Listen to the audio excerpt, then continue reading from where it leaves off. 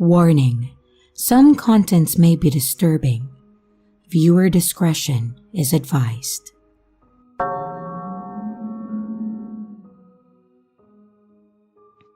Many years ago, my girlfriend, Maya, and I spent our spring break on a road trip to St. Louis, Missouri from New Mexico. We wanted to see the Gateway Arch and check out some other sites nearby. She also had grandparents that lived in the area, and they welcomed us to stay with them while we were there. They gave us a bit more wiggle room in our budget and helped us greatly. We planned on leaving super early to get a head start on traffic and taking turns driving and sleeping so we could save more time and money on hotels, which did work out in our favor. Well, for the most part. Most of the drive went smoothly. We had printed out our drive and directions and even planned out our stops. Yeah, we printed directions. That should tell you how long ago this was. We ate, made our planned stops with minimal detours or extra stops, and we slept all according to plan. What we didn't account for, though, were the Midwestern storms. We had stopped at a gas station in eastern Kansas to fuel up, and then it had started raining. And no big deal. We had a fully functional car, so the wiper blades worked just fine. We got back on the road and continued on. Knowing we only had about 4 or 5 hours left of our drive. But it hadn't been even an hour later when the rain began pouring. I lived in New Mexico all my life. I had seen some rainstorms and some pretty bad ones, but I had never experienced anything like this. So yeah, I'm not afraid to say that I got a little nervous. Maya, however, wasn't as concerned and just offered to drive if I wasn't comfortable. Seeing her calm demeanor helped me calm down, and I continued on. Unfortunately, the rain would not let up, and it became louder as it hit my car. That's when we realized that it wasn't just rain. It was now hail. I have never seen hail so big in my life, and still haven't since. It became so loud and heavy that I thought that it was going to break my windshield. I couldn't really hold back my fear, so Maya suggested that we pull over so that she could drive. This time, I agreed with her. She pulled into a gas station, and I went in asking to use their phone. Maya didn't have a phone, and I just had a prepaid one that I was trying to save that time just in case of emergencies. I called my parents, and I let them know where we were. I explained how bad the weather was, and my mom sounded worried and suggested that we take shelter at a hotel until it passed. Of course, this didn't help relieve any of my concerns, but I told them that I would consider it, and I ended the call. I went back to Maya, and after sharing with her, she said that she would continue the drive, saying that we would be fine, and I just tried my best to remain calm and trust her judgment. We continued to drive, but it seemed like we were going further into the storm. The rain and hail continued, and the wind was so strong that I thought it might even blow us off the road. And speaking of the road, I could barely see the lines on it, let alone a few feet in front of us.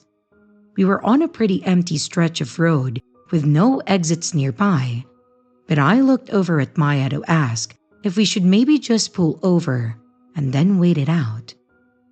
And her face told me all I needed to know. She no longer looked so confident. I pleaded with her to pull over, and then she agreed. Now on the shoulder and parked, we sat there in the dark and in silence, trying to decide the best thing to do. I grabbed my phone from my purse to at least call her grandparents or my parents just with an update, and of course, I didn't have a signal. It was a bit concerning, but I told myself that we were parked, so we should be okay, right? We tried keeping each other calm by just talking and occupying ourselves, which did start to work. We probably sat there for about 30 to 45 minutes when we noticed that the hail had stopped. It was still raining pretty hard, but since the hail cleared up, we could see the road a bit better, and then we decided to give another go. But as it goes, there's always something. And now, the car wasn't moving. It started just fine, but appeared to be stuck. We got out and checked, and sure enough, the tires on the passenger side had sunk into the mud. This road didn't have any barriers on the side, so it just went from the road to grass and dirt. I tried pushing it while Maya steered, but it was not budging at all. But then, when we finally got some movement, it began sliding more into the shoulder, almost like it was fishtailing. I'm sorry, I'm not good with cars at all, and I'm not sure how to better describe it. At this point, there was no way that we were going to be able to get the car out alone. We got back in the car, now soaked, and grabbed our beach towels from our bags. Cue the worried feelings again. Now, we were definitely stuck in the storm, in the middle of nowhere, late at night, and had no options. I still didn't have a signal, and neither of us had any other ideas. I just really hoped that we wouldn't start hearing tornado sirens too. We just grabbed some snacks from our food bag, and we tried to wait it out and hope for the best. Honestly, this whole thing took a lot out of us, not to mention the whole drive prior, so we both started getting drowsy. As we were laying back, trying to relax and stay calm, we saw lights coming from the opposite direction towards us. And to our surprise, they slowed down, stopping next to us, and rolled down their window. It was an older man in a pickup, and he said the best thing that I had heard that night. "Y'all need some help?" We probably should have been a little hesitant at first, but for the same reasons as above, middle of nowhere, stranger, etc., etc., but we were so desperate that we decided to take the risk. The man got out of his truck, put some kind of board between my back bumper and his front, and then pushed my car while Maya steered it. It came out like it was nothing, and the man's truck plowed right through the mud too. And by the end of it, we were all completely exhausted, soaking, and freezing. But finally, with the man's help, we managed to get our car back on the road. He even followed us to the next exit, which had a McDonald's, to make sure that we made it out okay. We were incredibly grateful to that man. He could have kept on driving, he could have been a creep, and we would have had nowhere to go. But instead, he stopped and helped two dumb girls stuck in a ditch. We tried to pay him as a thank you, but he refused and said that he was just happy to help. We went in, used their phone to call my parents, her grandparents, to give them all an update, and then we decided to sleep in our car in the parking lot for a few hours, just hoping that by the time that it was lighter out, the rain would have dissipated. Thankfully it did, and we made it to her grandparents' place with no other issues. Overall, it ended up being a great trip, but I told Maya that never again will I drive anywhere in the rain with her. Well, I'm partially joking, but it was also nice to see that there are still good people out there willing to lend a hand.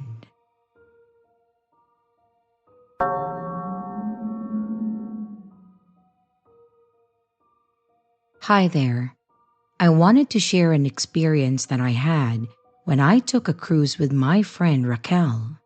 We wanted to go in the summer after we finished our semester, but there was a crazy good deal on one coming up for spring, so we decided to make it our spring break trip instead. With the timing, we would probably miss the first few days back, but we both thought that it was worth it. The first few nights were fantastic, but it was several nights in that weird events began to occur. I started feeling unwell, so I told Raquel that I was going to head back to our cabin. After my nightly routines, I laid in bed, trying to fall asleep while watching some show on my laptop. I had finally started falling asleep when something caused me to wake up. I lay there in the dark, trying to drift back off when I started hearing whispering. I ignored it at first, thinking that it was just people in the halls. But then it dawned on me that it was very clearly whispering.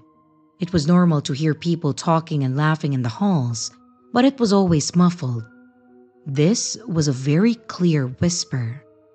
I turned back over to see if maybe Raquel had come back, or if it was maybe something playing on my laptop. However, my laptop had gone to sleep mode and nothing was playing, and Raquel was of course nowhere in sight. I thought that it was weird, but I shrugged it off thinking that maybe it was someone outside, or maybe, since I wasn't feeling well, that my senses were just in overdrive and it made it sound closer than it was. I ended up just turning something else on Netflix and I fell back asleep. The next day, the whispering didn't even cross my mind. When I woke up, Raquel was in her bed and then we got dressed and enjoyed another day. We were going to be at the Caribbean that day, so we didn't spend a whole lot of time on the ship. When it was time for us to get back on the ship, we planned on going to see the show that they were hosting. But I wanted to take a shower before, so we both went back to our cabin. After she changed, she said that she was going to head to the dining hall, and I agreed as I got in the shower. When I got out and dressed, I went back to the bathroom to do my normal makeup and my hair routine. And while I was in there, I started hearing the whispering again. This time, I was fully awake and cognizant. This was not a whisper coming from the hall. I walked out of the bathroom, I looked around the room, and when I didn't see anyone, I called out, "Hello? Raquel?" But I didn't get an answer. I went and I checked the door, and I saw that it was still locked too, so I was just confused. I could clearly hear a whisper. I couldn't make out any words, but it may have been because it also sounded really fast. This kind of spooked me, so I quickly finished what I was doing and I went to find Raquel. I met up with Raquel as she had already found a table for us and she was enjoying a drink when I showed up. After I sat down and we talked briefly, I mentioned the whispering to her.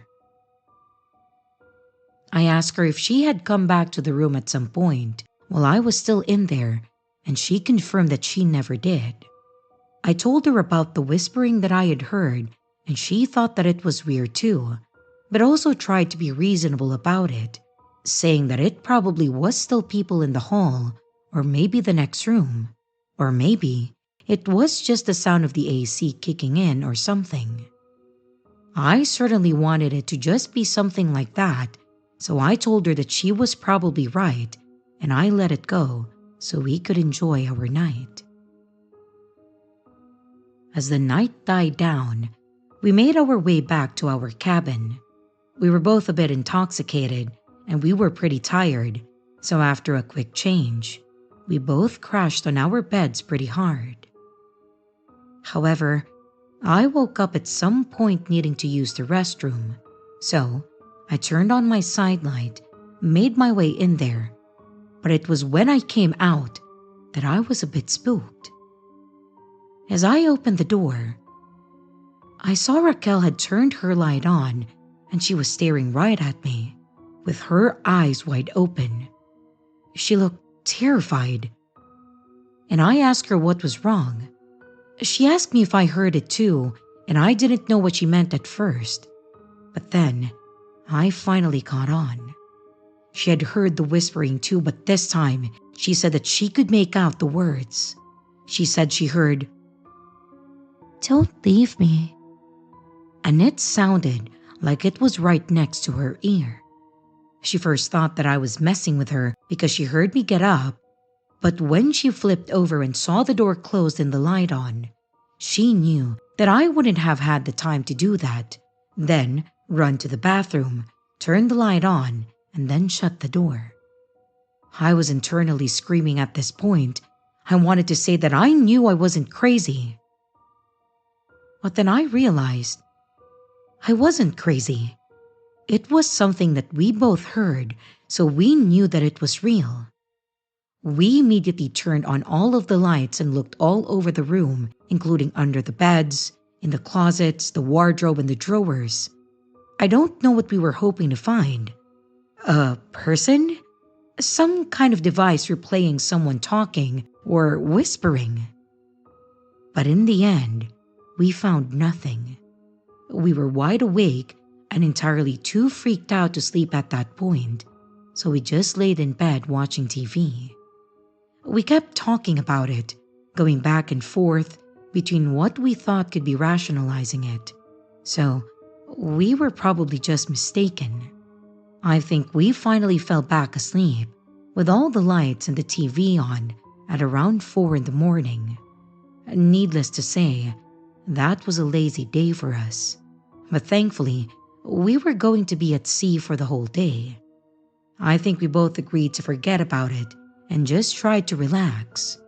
We spent a lot of time in the pool and spa and ate about every chance we got in between. And that night, we parked ourselves on our beds and planned on watching movies with the lights on until we fell asleep. But this time, in the middle of a movie, we heard what sounded like light tapping on our door. We both looked over and thought that since we both heard it, maybe it was someone that worked there, or maybe someone just went to the wrong room. I then got up to go see who it was, but when I looked out the eye hole, I saw nothing. It was pitch black, like someone was covering it up. That made me hesitate on opening the door, so instead, I just called out, can I help you? But I didn't get a response. I stepped back from the door to let Raquel know what happened, which caused her to get up and go to the door too. However, when she looked out, it was clear and no one was there.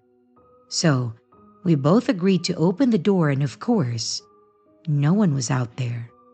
We stepped out, looked down on one side of the hallway where the stairs and elevator were, then down the other hall where it was just a dead end. But this time, we actually did see someone. There was a woman standing at the end, her back towards us, and was seemingly looking out the little window. But the weirdest part was how this lady was dressed. She had on one of those old-fashioned ball gowns. We both just stood there and whispered to each other about it, when we both felt a huge rush of cold air sweep by us. Well, that's all it took for Raquel as she turned back around saying, "Oh hell no," and then went back in the room. I followed quickly behind her and saw that she was already on the phone calling services. She requested that an employee come to our room because someone was obviously trying to pull a prank on us. I could tell the tone of her voice was teetering between being angry and terrified. Someone did show up to our room, and she explained the whole situation, talking about how we kept hearing whispering and the person standing at the window. I think the guy tried his best to take our complaint seriously, but I could also tell that he did not care. He said that he would go check the cameras and see who it was so that they could speak to the culprit. But being too freaked out to stay in our room anyways, we followed him to the front to watch the camera with him. We were better off just going back to bed and pretending nothing happened. We first stood at the desk while we waited for the guy to go back in the room and then checked the cameras. When he came back, he looked confused and asked us again for a rundown of what happened. After we explained everything again, he asked us to follow him to the back where he showed us the footage. We saw the hall with our door on the right and all the way to the end where the window was.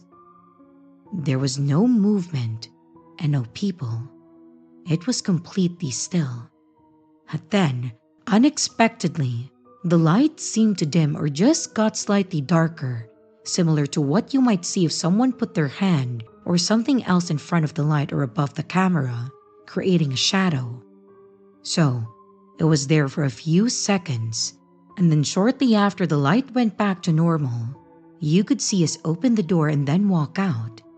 We stood there, looked around, and then looked back towards the window and at each other, pointing out the person before then running back in.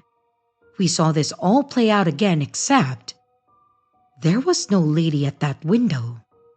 We were shown staring in the direction, but there was nothing there. The guy looked confused and didn't know what to say to us. And I stood there dumbfounded myself, but when I looked over at Raquel, she was obviously terrified and confused. The only thing she said was, "I know what I heard, and I know what I saw, and I'll be damned if I have to sleep in that room another night." The guy then escorted us back to the desk and asked us to wait there. The whole time Raquel kept looking around the area, eyes wide like she was paranoid. I have never seen her like this before. And the only thing I knew she was afraid of were bugs. But usually, she just ran away from them, letting out some kind of yell. But she looked terrified. I tried asking her if she was all right, and she just said, "I know you saw it too." Surprisingly, the guy came back and said that he could move us to another cabin, but that it would be a slight downgrade. And before I could say anything, Raquel said that it was fine, and we went back to get our things. We silently and quickly packed our stuff, and then we went to our new room, all while the guy was apologizing to us. And once we got settled in, we went to bed saying very little with the lights and TV still on. The next day, Raquel had done a complete 180 and she was back to being her bubbly, enthusiastic self. And to both of our surprise, I'm sure, we didn't have another event for the rest of the trip. I asked Raquel again about it when we went home, and she refused to talk about it, saying that she didn't want any negative energy or bad spirits to follow us. So I was left on my own with the thoughts of what the hell we experienced. I'm conflicted to look into possible hauntings on cruise ships or mysterious deaths or disappearances. But while I may not be religious, what I saw and what Raquel told me is enough to make me hesitate. So instead, maybe I'll ask, has anyone ever experienced something similar while on a cruise?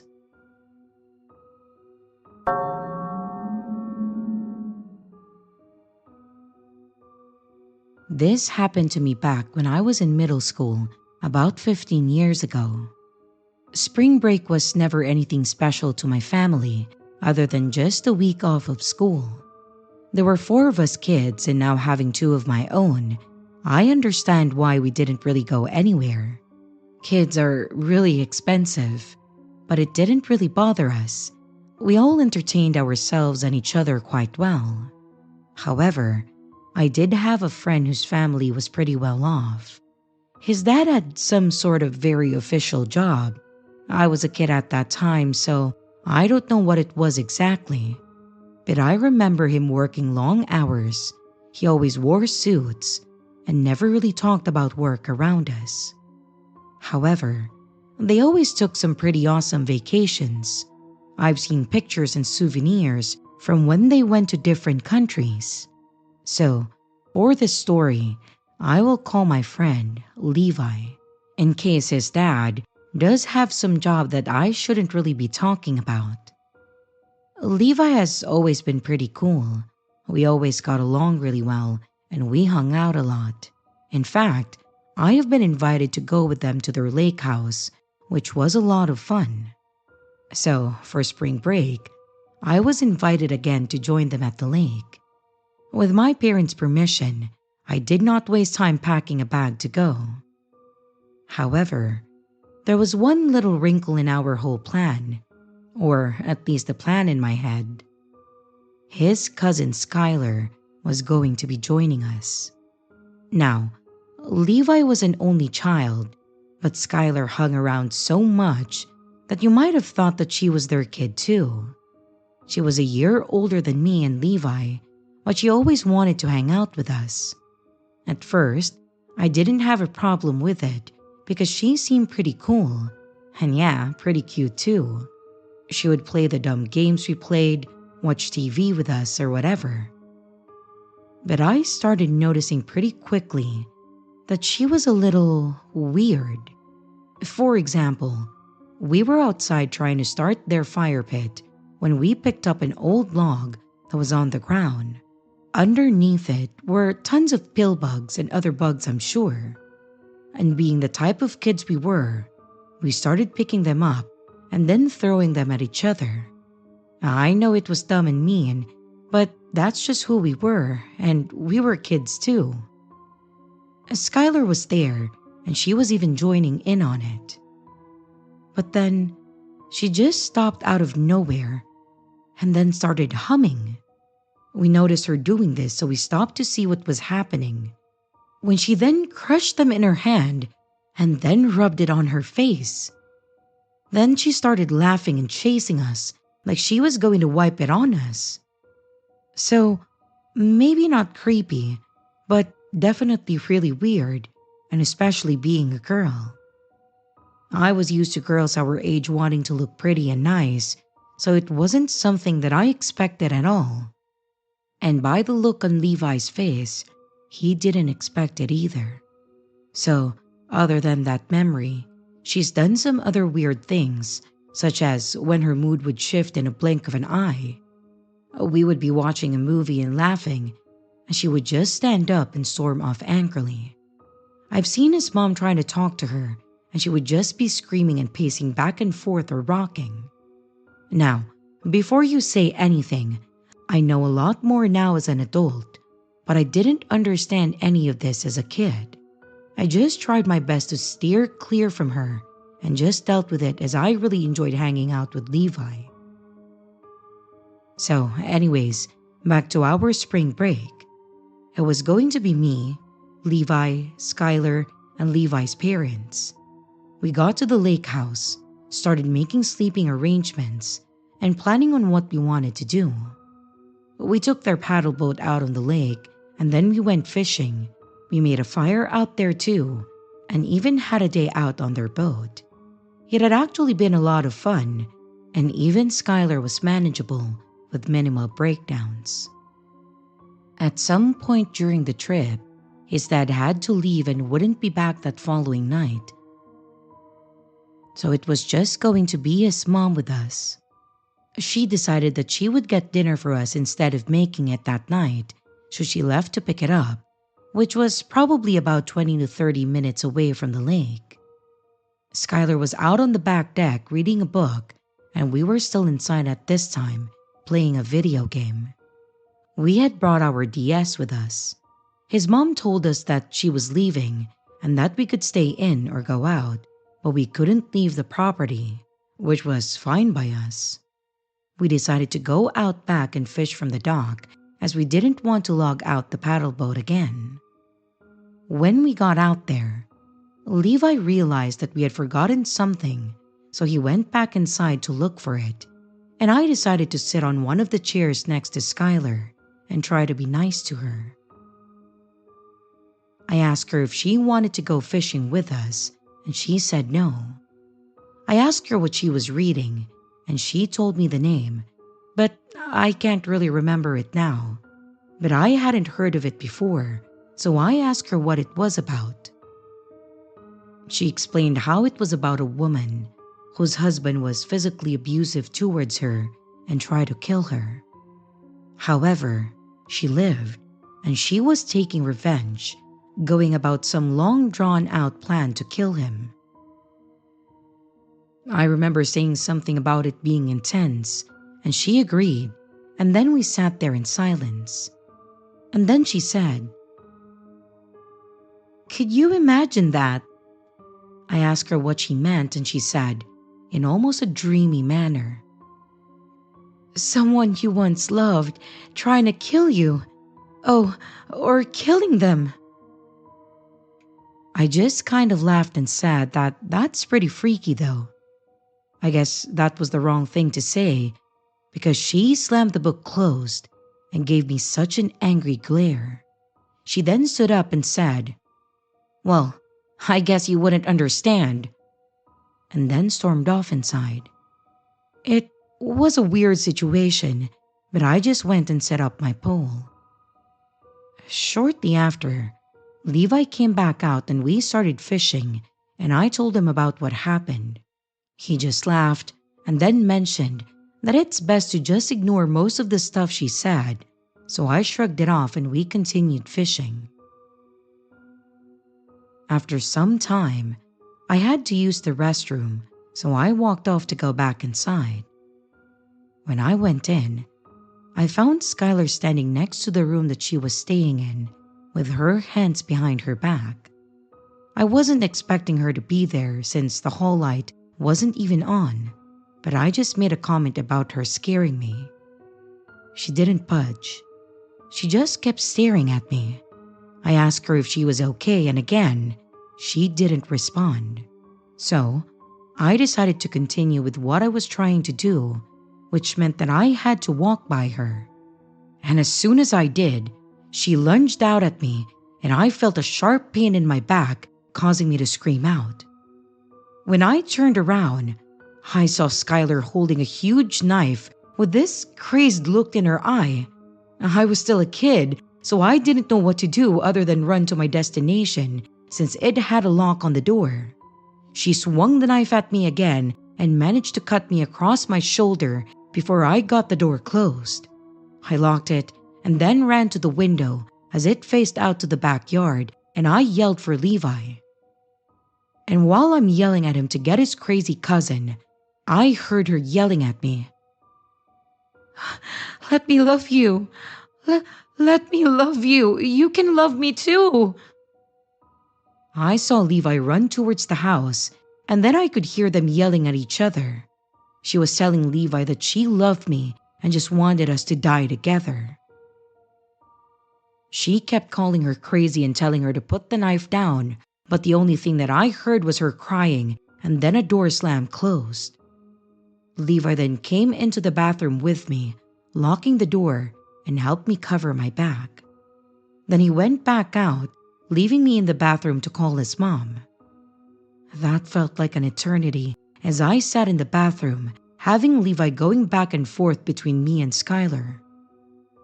When his mom finally did return, I could hear her pleading to Skylar to open the door, and after Skylar screamed and cried, they both seemed to calm down. She then came to check on me and took me to the hospital due to the slash on my back apparently being pretty deep. I did have to get quite a few stitches on my back and some on my arm, but then I went back to the cabin and called my parents to let them know what happened.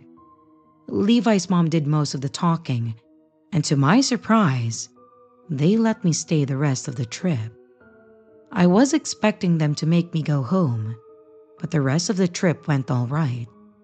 Skylar was never left alone with us again, but I was too afraid to even be in the same room as her. So, that kind of ruined some of the fun for me. Overall, I still hung out with Levi after this, but it did leave a permanent scar, both physically and mentally. I asked Levi why she was always around at one point, because she had many more physical breakdowns, but nothing towards me, and I didn't understand.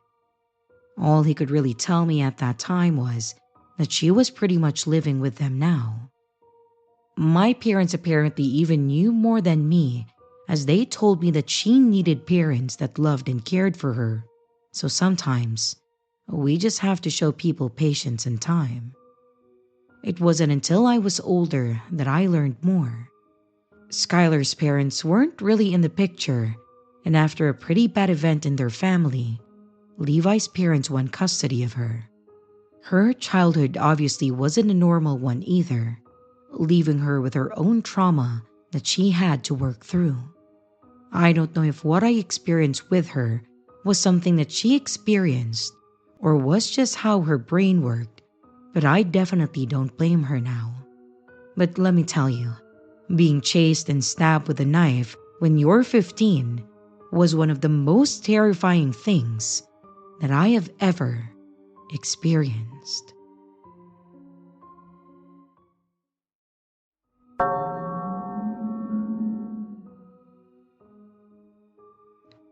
While I was going to school to become a registered nurse, I took a job working the front desk at a local hospital. The job itself was pretty easy. I checked people in and out, took calls, and I directed them to different units. I also scheduled appointments, just pretty simple stuff, you know. And to be honest, the hardest part was probably dealing with a printer.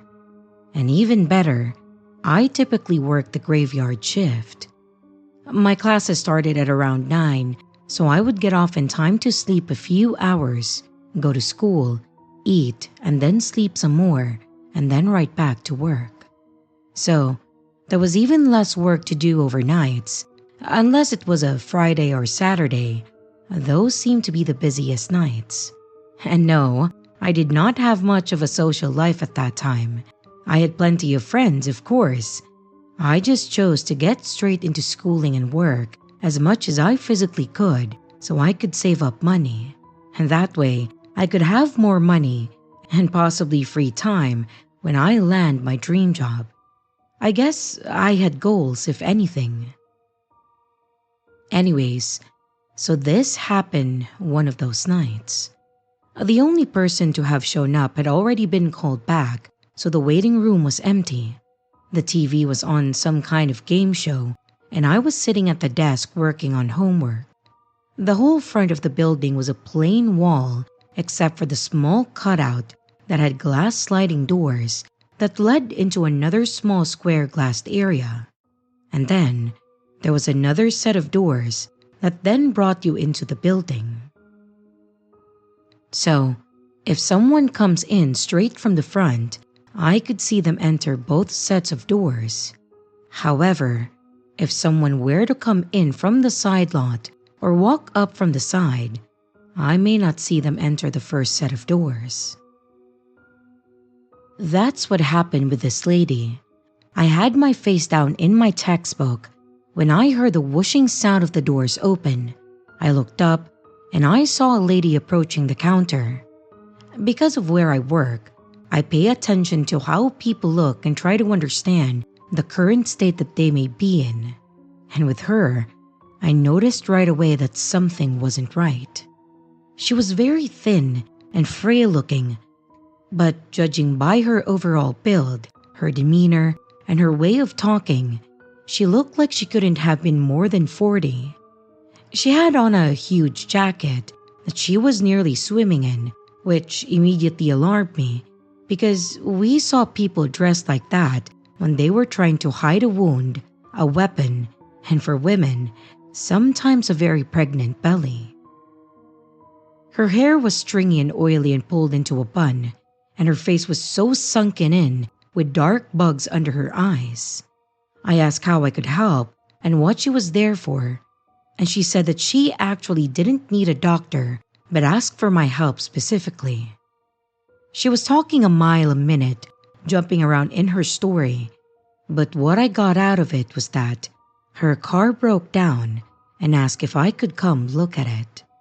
She said that she was trying to go see her mom, who lived a few hours away, who had been at home dying of cancer, but that's why she ended up here. At first, I really did feel bad for her. I knew my fair share of friends and family that had cancer, and I know how scary that could be, so she immediately got my sympathy. However, I was not and never have been a car person, even though I'm a guy, and I guess people expect me to know these things. I can get my own gas and check fluids, but that's about it. So I told her that I wasn't really a car guy, and she said that it was okay and insisted that I just come and see if I might notice anything. I again explained that I wouldn't be of any help and also said that I couldn't leave the building since I was the only person working the front desk.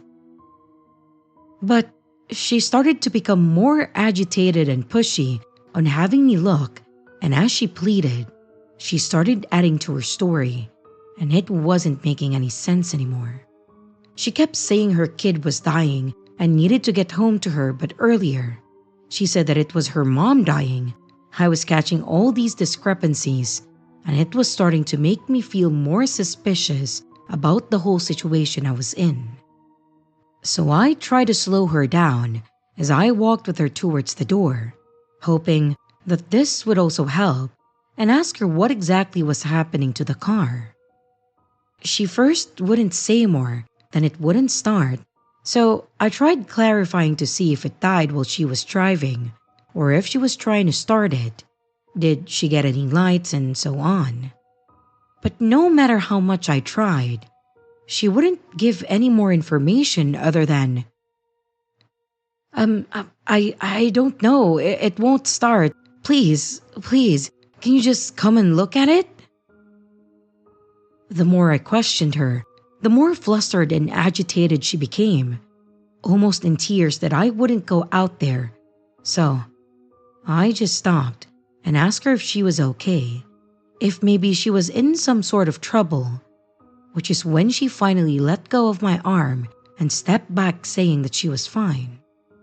I told her that I would call a tow truck for her as they could at least be more helpful than I was. And then she screamed at me not to call anyone. And I stood there, waiting to see what she would do next when she walked out angrily saying, "Ugh, just never mind, I'll go figure it out." I stood there to see where she would walk to, and I noticed that she walked to the side where I could no longer see her. I thought it was weird, but then went back to my desk. However, the whole interaction was still eating at me, so I decided to ask one of the med techs in the back if they could watch the desk while I stepped outside for a quick break, and they agreed. I wasn't lying about that part. I couldn't leave the desk unattended. They agreed, and once they came up, I walked outside and towards the side of the building, staying as close to the wall as I could. And that's when I saw the woman and what I assumed to be her car, as well as some guy. They were seeming to be in a pretty heated argument by the way that they were throwing their hands, and he was punching the car. I wasn't close enough to really hear what was being said, but the only thing that I could make out was, "Well, you go." But even worse, after a few more minutes of back and forth, they both got in the car, him in the driver's seat, and then they drove off without a single issue. I went back into the building, pretty spooked at this point, and told the guy watching the desk what just happened. He agreed that it was really suspicious, but since they left and didn't really do anything, said that ultimately, there was nothing that we could really do. I continued working that night, but that weird feeling kept lingering. What was her end goal? What was her plan after I got out of there? The fact that there was a guy out there with her and that the car started just fine freaked me out, and I couldn't shake the feeling that I may have avoided a horrible situation. I'm curious if anyone else has heard similar stories like this. Could it have been an attempted robbery? A kidnapping? I have no clue, but I try not to think about what could have happened to me. And thankfully, I never saw them again. I just hope that no one else ever fell for their sinister scheme.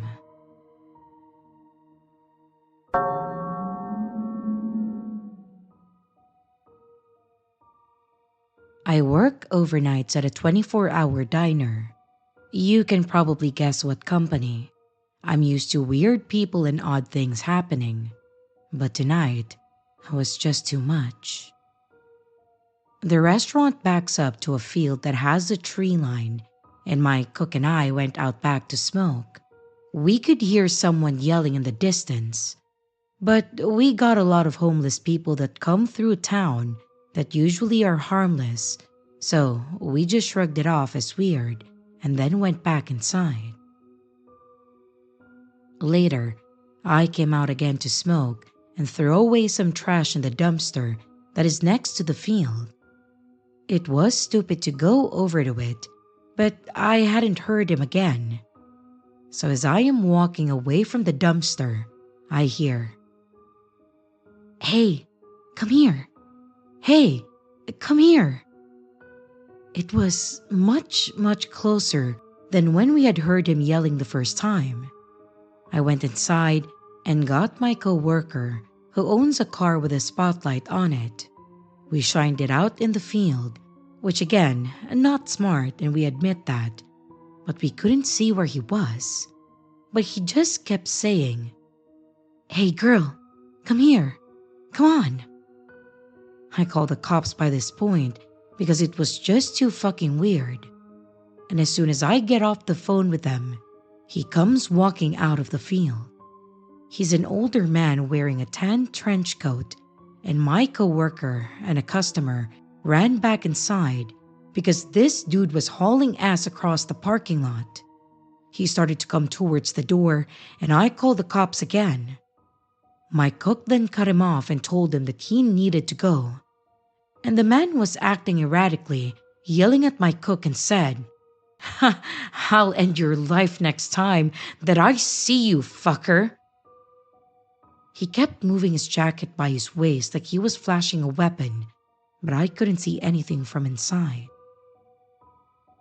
The cops got him down the road, and an officer came by and basically said that the guy is homeless and not mentally stable. We told him everything that happened, and my cook pressed charges on him. The officer told us that there wasn't anything that they could do, and he wouldn't give her his name, so they just let him go. Basically, they ended it with, "Oh, by the way, he's known to carry a knife in his waistband. Just call us if you need us, okay?"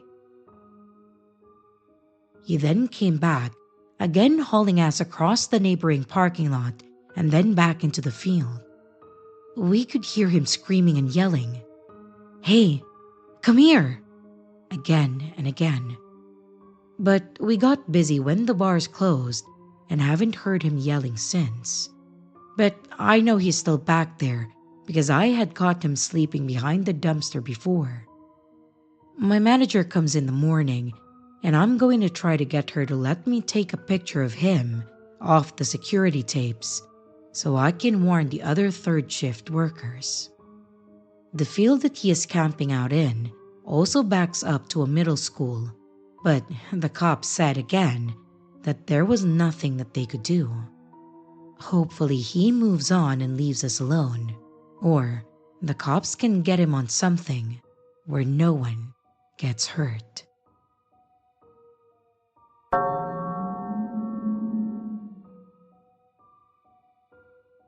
This happened a long time ago.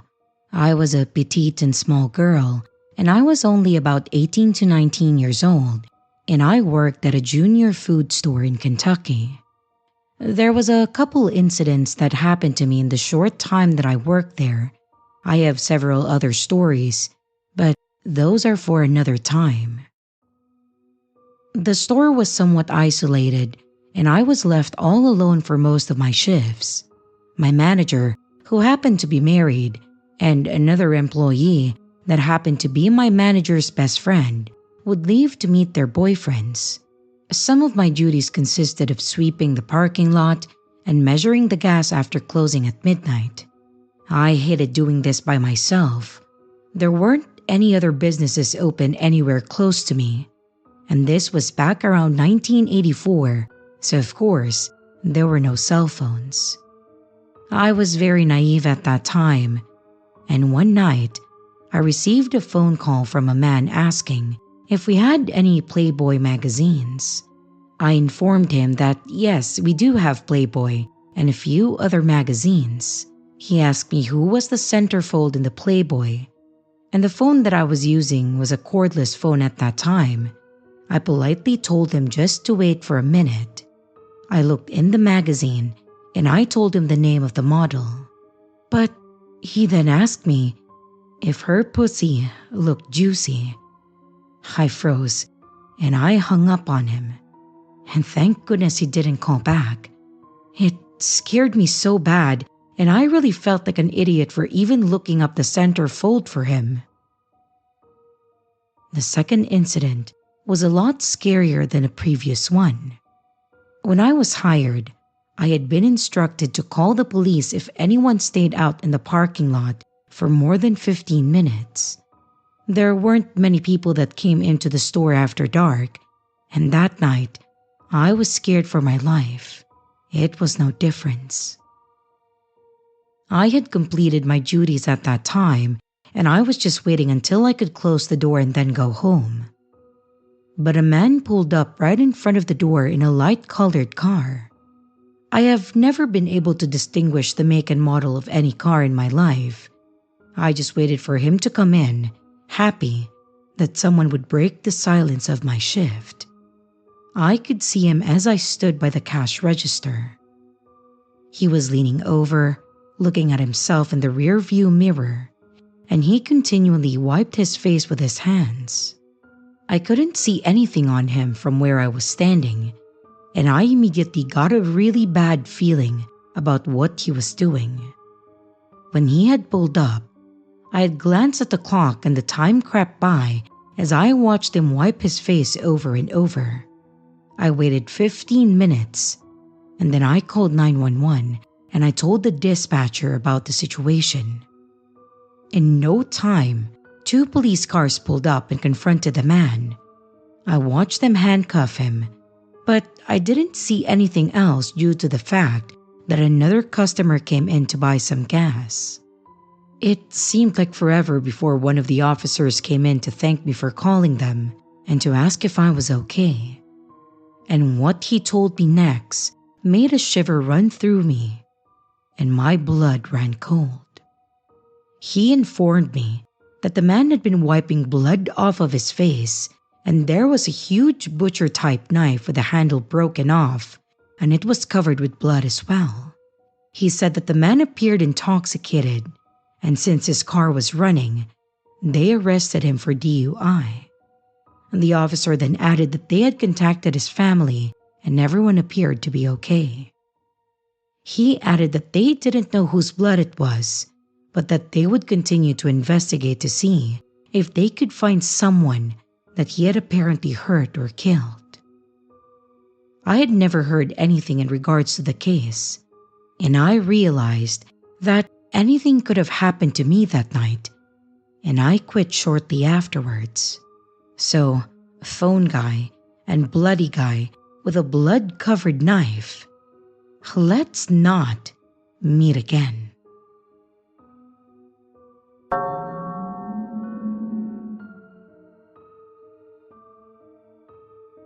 Back around 2006, I worked as a contracted security guard.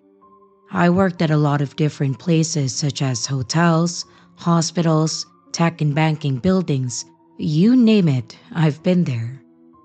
The job was always the same, with minimal rules varying depending on the business. I have plenty of stories of weirdos trying to get past me, like vindictive ex-workers and more, that I'll have to consider sharing in the future, but the ones that freaked me out the most were the ones that I have no explanation for. I am by no means a small guy, and just standing within inches of someone was typically enough to get them to back off, but I will nope right the hell out of a haunted house. So, when my next contract was a closed hotel, I was less than thrilled about the idea. But I bucked up and I told myself that I could make it through the month and a half that I would be there. The hotel was empty because it had been shut down and the owners went bankrupt. The people or debtors, I guess, had rights to the property, furniture, and whatever else that was in the building. So, they hired security guards to monitor it until they were able to retrieve everything that they wanted. I worked some of the day shifts when they needed someone to cover it, but usually I just worked the overnight ones. There was always a shift partner, so we were never alone, so that definitely helped a lot to keep my mind busy so I didn't dwell on the creepiness around me. If you've ever been in a large empty or abandoned building, you may understand what I mean. The eerie silence is intense. When you look around and see the building is in good condition and looks like you should see people coming out of the pool area, sounds of doors opening, people walking around, and you see none of this, it kind of puts you in a situation where you feel like you should be on guard. Sorry, it's kind of hard to explain. Definitely like something bad is happening that you aren't aware of or will happen. It's just an unsettling feeling, really. Anyways, it was probably about 2 a.m. or so, and my shift partner Trent and I were talking about food when we became really hungry. We didn't really have a lot of places nearby that delivered, so he offered to go grab something for us. This is where my stomach was louder than my brain. I thought that I could totally handle being alone for a short amount of time until he got back, so I agreed, and then he left. So, I was sitting there at the front desk, just waiting for time to pass. I played some stock game that was on my phone, given to us by our work, and then I pulled out the small rubber ball that I had found earlier that was in my pocket. I started bouncing it off the floor to the wall, and I would catch it and just repeat this over and over. Until one of these cycles, I was suddenly disrupted. The ball was coming back to me when it just seemed to fall to the ground. It was almost as if someone blocked it from coming back to me, just causing it to stop. It was definitely weird, but I just chalked it up to losing momentum. Maybe I didn't throw it very hard. So, I went to pick up the ball. When I started hearing a thumping noise, it made me stand up straight, stiff as a board when I heard it. Then I noticed that the thumping sound was in the same pattern that I was causing with throwing the ball. A thump to the floor, thump from the wall, and thump after catching. I stood there listening to this on repeat for several cycles. I first thought that someone must be in here and maybe they're doing something else and it just conveniently sounded the same. Or someone was messing with me. So I decided to check the floor above me where it sounded like it was coming from. I took the stairs and I started looking over the floor. I didn't immediately see anyone, so I continued looking down the halls, checking if any doors were open. We were given a master key that opened any and all doors in the hotel, including all the rooms, but from what I could see, there were no open doors. But then, I heard what sounded like a door opening or closing. I turned to look towards the hall, where I thought it was coming from, and I made my way in that direction. This is where I started feeling anxious. Something wasn't right, and I didn't know what it was, but not seeing the cause of the sound immediately was starting to make me panic. With my hand on my taser, I shouted, "This premises is closed to the public. You should leave now, or you will be prosecuted by the owners." I was hoping that I sounded burly and threatening and didn't let my fear show through. But I was even more so hoping that whoever it was would just leave. However, It wouldn't be that easy. As I stood there and started to make my way down the hall, I heard what sounded like feet stomping or running, but I still was not seeing anything. The stomping continued to get louder and faster, like it was coming towards me, and I froze, not knowing what to do. And then, suddenly I felt a strong shift in the air and it got really cold. This is where my fight or flight finally kicked in, but I wasn't about to fight something that I couldn't see. So I darted back downstairs to the first floor and out of the front door. I refused to go back in that building alone, and I called Trent to see where he was at. He said that he was pretty close by, so after he hung up, I took a minute to pull myself together and went back in, but I turned all the lights on the bottom floor. We usually just had the light on at the desk in the lobby, but I wanted to be able to see all around me at this point. And when Trent got back, I told him that I thought that I heard sounds upstairs, but I didn't find anything. I played it off as possibly hearing things or just echoes, so he brushed it off too. We never had another experience that night though. I had to work there the next night, but I had a different shift partner, and he seemed nervous from the start. I'm not one to make fun of people's fears, but I did ask him what was up. He then explained how the place gave him a really weird, off feeling that he just couldn't shake. I asked him to explain more, and he told me his past experience, which was similar to mine. He then mentioned the stomping and the running noises that he heard, so I probably shocked him when I started rambling about my paranoia of this place too, but he agreed with me. We both joked about how under no circumstances that we would go to the second floor, and we definitely weren't going anywhere alone. After talking to some other guys that worked there, one of them mentioned how he was friends with one of the previous owners, and they told him that he felt the place was haunted as they experienced the same thing. I was mentally freaking out, but I was glad to know that I wasn't just being a coward and that others were experiencing this too. But then, I had to acknowledge that this, whatever it was, existed. I did work through it, but I tried to swap shifts as much as I could because I just don't really do ghosts. Thankfully, I never had another experience, but I also avoided any situations that may have given me one. Oh, and they have since leveled the place, so good riddance, I guess.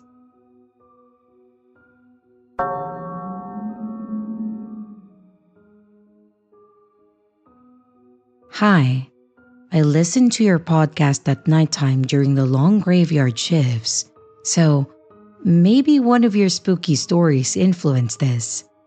Kidding aside, my office is open 24 hours a day, with service personnel numbers dropping to low levels during the night and especially during holidays like New Year's or Christmas. My job was to keep an eye on the servers to ensure things were running okay. My job could easily be replaceable, but the company boasts that there is a 24-hour technician supervision. Essentially, I spend most of the time on my phone, relaxing, playing games, and really doing nothing. The hardest part is not being so bored that I fall asleep. I also work the day shift too, depending on the month. Around the office, things have been moved or gone missing for a while now. It's typical office stuff. People steal or move things sometimes, and it happens. But what irritated me was when one of the customer service reps, who is into spiritual things, would say, "Oh, the office ghost is playing up." Or, "Steve is up to something again." Yeah, sure, Carol. A damn ghost cares about what goes on at the company. It was a shift over a long weekend with a public holiday on Monday. No one wanted the shift, but since I needed the extra cash, I was happy to take it. Other than a security guard who would come by at midnight to the early morning and a cleaner finishing her shift, I was there all alone.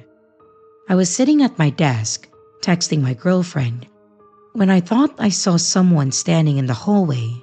I jumped and I immediately looked to see no one there. I mentioned it to my girlfriend.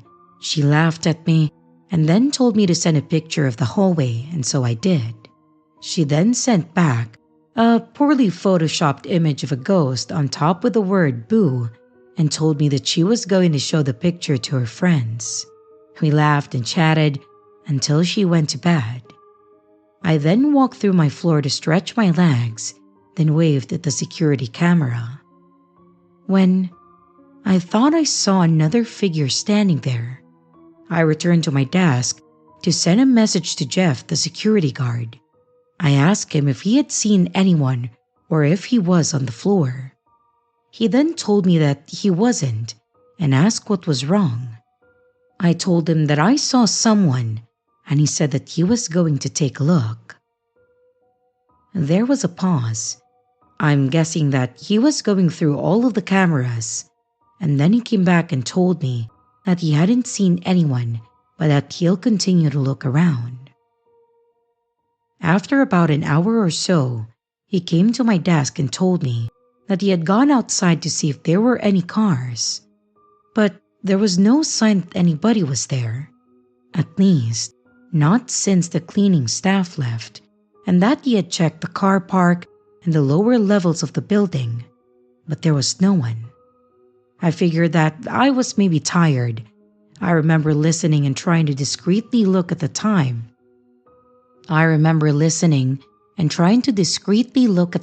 while he was talking to me. We were talking about all sorts of things like life, what we were going to do after work, our families, just general conversation, when we both noticed a shadow figure. It was faint but visible, and it was walking down the hallway. It moved from one room to another before it disappeared. It had that vaguely humanoid shape of a head, torso, arms, and legs, but I couldn't tell if it was wearing clothes or not. I gave him a "I told you so" kind of look, and Jeff looked stunned by what we had seen. I asked him if he saw it too, and he said he did, and neither of us spoke about it again. From what I know, no one has died on the property, and I don't know if the land is haunted or whatever. The building is still pretty new, so I doubt that it has any historical significance. Oh, and the photo that I sent my girlfriend didn't have anything on it other than a boring empty hallway, in case you were wondering.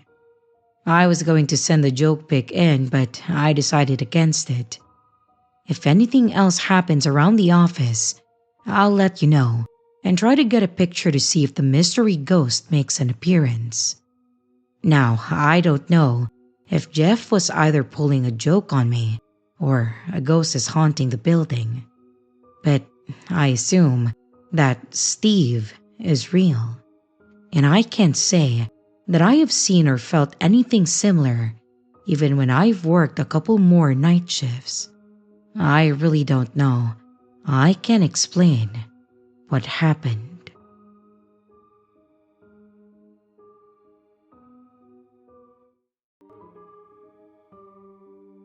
Hey everyone, this is your creepy sister. Thank you so much for watching the video. I do hope you enjoyed it. Also, don't forget to leave a like and a comment. It really helps the channel out. A big shout out to both my channel members and Patreon members. Thank you so much for taking your support to the next level. You guys are great. And again, to everyone, stay scared because your fear feeds me.